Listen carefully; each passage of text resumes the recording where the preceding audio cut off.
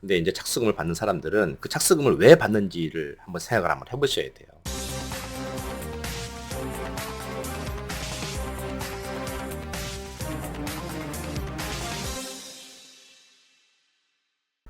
안녕하십니까. 채권 주식하는 배구현 팀장입니다. 네, 오늘도 시간이 많이 늦었습니다. 네, 오늘도 채권자 계약 상담도 했고, 채무자들 또 와서 변제 상담도 또 하고 가고 그랬는데요. 오늘은 그 신용정보회사에 추심 의뢰를 하게 됐을 때 채권자가 부담하여야 될 비용에 대해서 좀 간략하게 좀 정리를 좀 해드리고요. 또 많은 분들이 오해하고 계시는 내용들이 좀 있는 것 같아서 제가 좀 말씀드리고자 합니다. 채권자께서 돈이 뜯겼고, 이 판결문이나 공증, 뭐 기타 뭐 상거래권에 이 채권이 발생했을 때 우리가 돈을 대신해서 받아주는 회사들은 뭐 신용정보회사가 대표적으로 있고요. 또 변호사나 또 법무법인이나 이 변호사 집단들도 이 추심행위를 할 수가 있죠. 근데 이제 신용정보회사에 제가 근무하고 있으니까 신용정보회사에 추심 의뢰를 하게 되면 채권자들이 흔히 질문하는 것들이 이 조사 비용에 대해서 가장 먼저 여쭤봅니다. 정확한 용어는 신용정보회사에서 신용조사 비용이라고 표현을 하는데요. 타 신용정보회사나 뭐 저랑 같이 근무하는 담당자분들은 많게는 30만 원, 뭐 작게는 10만 원, 진짜 많은 것도 뭐 100만 원 넘게 받으시는 분들도 제 주변에 있고 또 보기도 했는데요. 이 신용조사라는 것은 추심을 진행하는 과정 속에서 필수적으로 진행해야 되는 것은 맞습니다. 근데 이제 많은 신용정보회사에서 뭐 착수금 쪽으로 뭐 30만 원도 받아가고 뭐 선불로 뭐 15만 원도 받아가고 하는데, 저 같은 경우는 뭐 착수금이나 뭐 선불은 전혀 받지 않겠다고 제가 여러 차례 말씀드렸고, 수년째 착수금이나 신용조사 비용 선불 없이 저는 진행을 하고 있습니다. 그렇다고 타 신용정보회사에서 이 신용조사 비용이나 선불이나 이 착수금을 받는 것이 뭐 잘못됐다, 이렇게 말씀드릴 수는 없습니다. 각 신용정보회사마다 또 신용정보회사에는 근무하는 담당자들마다 또 영업 방침이라는 게 또 따로 있고요. 또 계약 조건은 다 개별로 다 다르기 때문에 뭐그 사람이 잘못됐다, 뭐 아니면 뭐 제가 잘했다, 이렇게 말씀드릴 수 없지만, 제 개인적인 생각들을 말씀드려보면 이 신용조사 비용은 오롯이 영업사원, 그러니까 추심 진행하는 담당자 주머니에 들어가는 비용이거든요. 신용조사는 외부 신용평가기관에서 제공하는 채무자의 신용 기록들, 예를 들면 뭐 통장 개설 정보, 부채 내역, 신용 평점, 뭐 소득 추정 금액들, 개인회생 파산 정보, 이런 여러 가지 정보들을 추심 진행하는 과정 속에서 저희가 실시간으로 모니터링도 하고 조사도 하게 되거든요. 근데 이제 신용조사 비용이나 이런 착수금은 저는 받아본 적도 없지만, 이제 받는 사람들은 아마 그 비용 자체가 이제 뭐 자기가 받아서 그 돈 가지고 뭐 추심 활동도 하고 뭐 그렇게 쓰겠죠. 근데 이제 저는 채권자들한테 이 착수금이나 신용조사 비용을 안 받는 이유는 딱 한 가지입니다. 그 비용 받아봤자 뭐 30만 원은 받는다고 해서 제가 뭐 그걸 가지고 뭐 빌딩 세울 것도 아니고요. 그렇다고 해서 그 돈 받아가지고 제가 부자 될 건도 아니기 때문에 굳이 그 착수금이나 신용조사 비용을 선불로 받아가면서 채권자한테 2차적인 피해를 주고 싶지 않다는 거예요. 그렇다고 해서 그 신용조사 비용을 받는다는 것이 뭐 불법이 되는 것은 아닙니다. 근데 하지만 채권자 입장에서 조금 생각해 보면, 내가 추심 의뢰를 하는데 또 비용을 또 투자해 가면서 추심을 의뢰를 한다는 것이 채권자는 굉장한 부담으로 올 수 있거든요. 내가 추심 의뢰해야 되는데 또 30만 원을 또 들어가야 되고, 주는 거는 뭐 문제 없다고 보자고요. 근데 나중에 저희가 추심 행위를 함에 있어서 채권을 10건 받는다고 해서 10건이 다 회수가 되지는 않습니다. 뭐 나름대로 열심히 하곤 했지만 뭐 결과가 만족스러운 결과를 얻어내지 못하는 경우도 분명히 존재하거든요.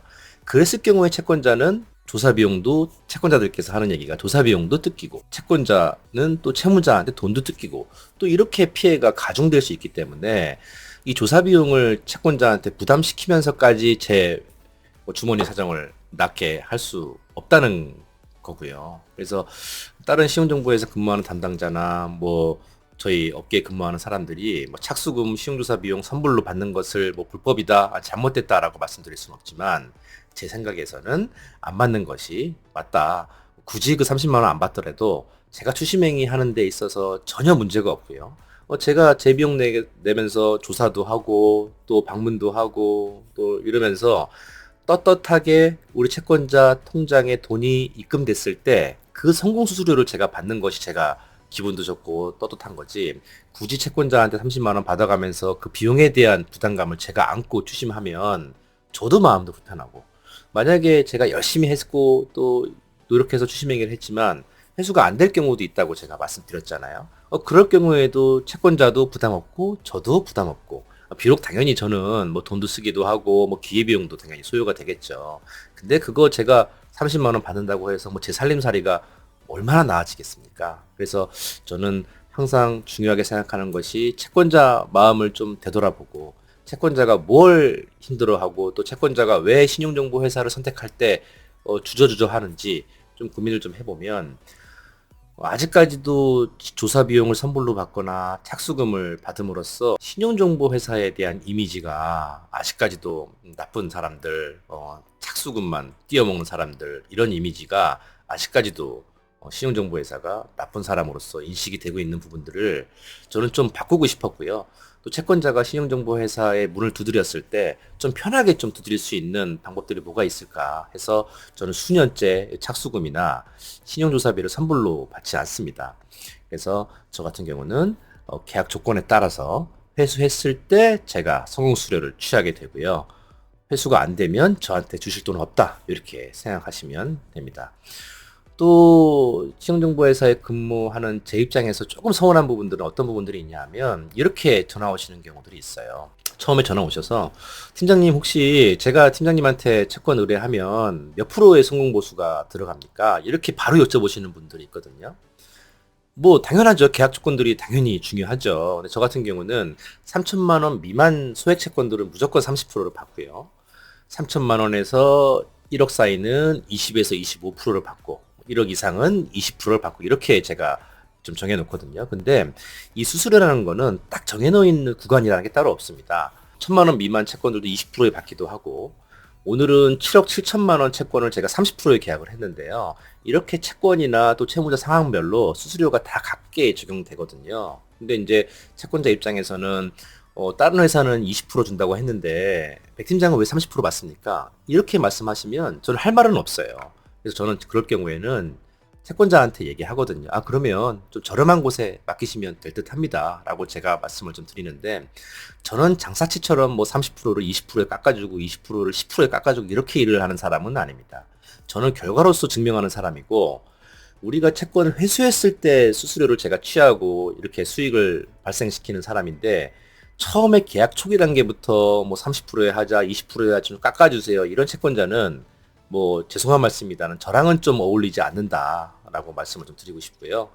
백 팀장이 다른 회사보다 조금 수수료가 비싸다고 한다 그러면 왜 이 사람은 왜 다른 쪽은 20%에 하는데 왜 30%에 할까?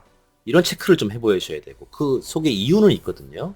뭐 예를 들어 얘기하면 어떤 변호사 사무실 선임료는 300만 원인데 이쪽은 500만 원 받는 사람도 있고 1000만 원 받는 사람들도 있지 않습니까? 비싼 데는 다 비싼 것에 이유가 있고요. 저렴한 곳에는 다 저렴한 것에 이유가 있습니다. 똑같은 업무를 하는데 누구는 30% 받고 누구는 10% 한다. 그럼 당연히 10%에 하는 게 당연히 이득이죠. 근데 백 팀장이 만약에 우리 채권자들 채권을 다른 쪽보다 좀 비싸게 한다라고 하면 그 비싼 이유가 무엇인지 꼭 체크해 보셔야 되고, 그래서 채권자들은 싸다고 또 좋은 담당자만 선택할 게 아니고요.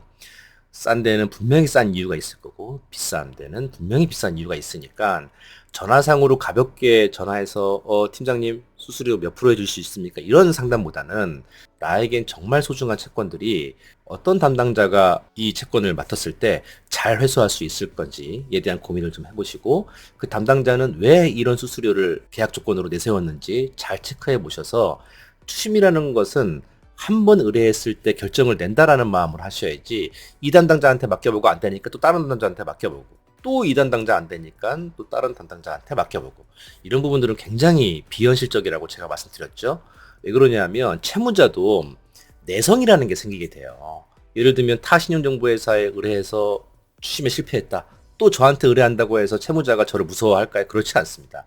처음 의뢰했을 때 야무진 담당자, 확실하게 일 처리를 할 수 있는 담당자한테 의뢰하셔서 한 번에 채무자의 멱살을 잡고 한 번에 받을 생각을 하셔야지, 이거를 여러 군데 막 이 사람한테 맡겼다가 안 되면 또 다른 사람한테 맡기지 뭐 이런 채권들은 저는 좀 꺼려한다라고 말씀을 좀 드리고 싶고요. 그래서 채권 출신 의뢰할 때 가장 중요한 거는 계약 조건도 중요하지만 이 담당자가 내 채권을 얼마나 성심성의껏 포기하지 않고 잘 다룰 수 있는 건지 직접 찾아보고요. 직접 만나서 대화도 해보시고 이 담당자가 과거에 어떤 채권들을 좀 해결했는지 한번 확인도 한번 해보시고 이런 일련의 과정 속에서 채권 추심을 담당하고 있는 담당자를 끊임없이 검증을 한번 해보셔야 돼요. 그래서 여러 담당자를 추려서 그 담당자 중에 계약 조건도 있을 것이고 뭐 저처럼 착수금을 안 받는 사람 또 받는 사람 있을 것이고 또 변호사 집단이 있을 것이고 여러 부류의 사람을 만나 보신 후에 채권자 입장에서 나와 제일 잘 어울리는 담당자를 선택하셔야 된다. 그래야지만 채권 추심에 성공할 수 있는 가능성을 매우 높인다라고 볼 수가 있습니다. 그래서 채권자들이 저한테 처음 의뢰할 때는 채권 추심에 대한 성공 가능성이 0%라고 보시면 돼요. 회수가 잘 되는 채권들을 저희 같은 사람들한테 비싼 수수료 줘가면서 맡기진 않거든요.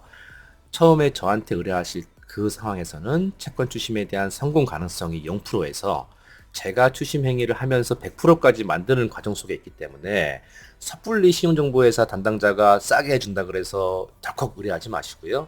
직접 발품을 팔아서 아주 신중하게 의뢰를 하셔야 된다라고 꼭 제가 말씀을 좀 드리고 싶고 또 선불이나 착수금 주시는 곳은 뭐 대부분 그 이유가 있습니다. 뭐 흔히들 저희끼리 얘기를 뭐 선불 따먹기라는 얘기를 하거든요. 뭐 착수금 30만 원 받아가지고 일도 제대로 안 하고 사건 덮어버리고 망쳐버리고 또 이런 식으로 이 30만 원, 50만 원, 10만 원 따먹기 하는 사람들은 좀 걸러내시는 게 좋지 않을까.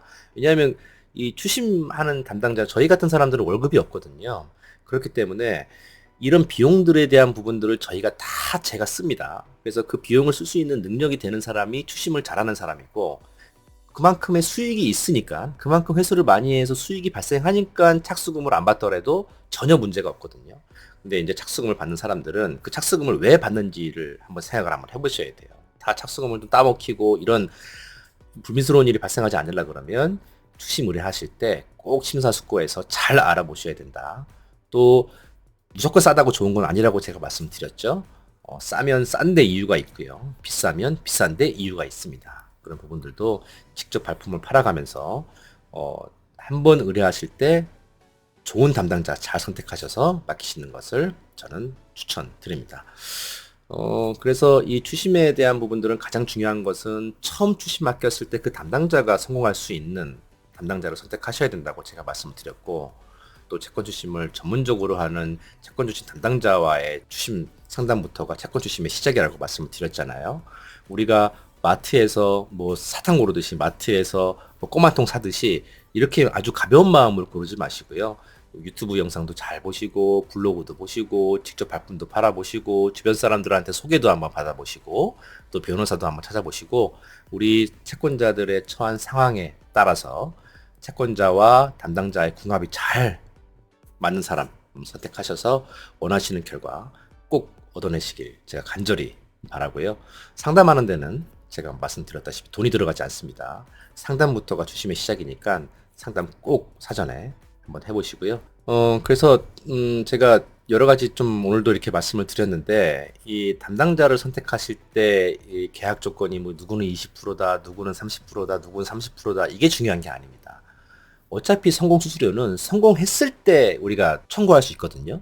그러니까 성공도 아직 하기 전에 담당자한테 10% 해주세요, 20% 해주세요, 30% 너무 비쌉니다. 이렇게 채권자와 대화하기 시작하면 제 입장에서 봤을 때는 성공 가능성이 지극히 떨어질 수밖에 없고 담당자를 선택했을 때는 그 성공 수수료나 이런 기준보다 그 담당자가 내 채권을 얼마나 성심성의껏 포기하지 않고 끊임없이 추적해서 받아낼 수 있는가를 보셔야지 10%, 20%, 30%이 계산기에 딱 두드려가면서 담당자를 선택하시는 거에는 너무나 리스크가 많다라는 부분들 꼭 잘 유념하셔서 원하는 담당자에게 추심 의뢰하시고 그 담당자로 하여금 추심을 의뢰했다고 하시면 끝까지 믿어주시고 담당자와 나중에 좋은 결과 얻어내서 식사도 같이 한번 하시고 호프도 한잔 할 수 있는 좋은 기회들을 만들었으면 좋겠습니다. 또 그 담당자가 또 제가 될 수 있다 그러면 너무나 또 저희 입장에서도 또 행복한 일이 되겠죠.